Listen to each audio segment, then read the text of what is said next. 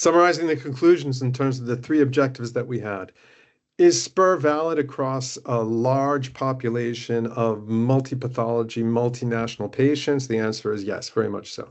Secondly, and in comparison to other existing PRAMs, older PRAMs. Secondly, does SPUR 624 work just as well as the previous versions of SPUR, which were larger and more cumbersome? And the answer is yes, absolutely, in most cases better. And then third, and most interestingly, and this is what really got us into scientific reports, were the insights that we were able to generate using a more sophisticated statistical technique that required more data, which is known as structural equation modeling. When we're dealing with health and when we're dealing with the way that prescribers interact with patients, it has always been our experience that prescribers have a tendency to interact with patients under the assumption that the patients are rational. I think that this paper allows us to put hard scientific evidence of unscientific behavior into the hands of prescribers so that they can start to take into account, okay, well, maybe things are deeper than I thought.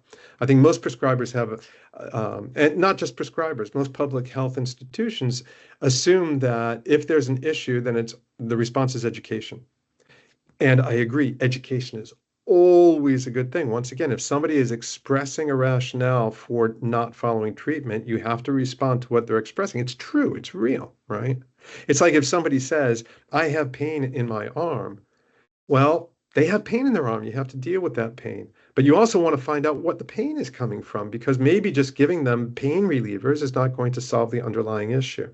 Maybe it will, maybe it won't. If you can do that further diagnosis, you can go farther. So I think that by allowing us to, for one of the first times in the case of patient-reported adherence measures, being able to say, hey, we recognize that this type of rationale in many cases is driven by this other type of deeper rationale. We know what it is, we can identify the mechanism, and we can push you to maybe dig for that, whether you're using SPUR or not, to be able to say, hey, I should be thinking about this a little bit deeper, and I'm going to try to gain an understanding for the thoughts and the decision-making process of my patients.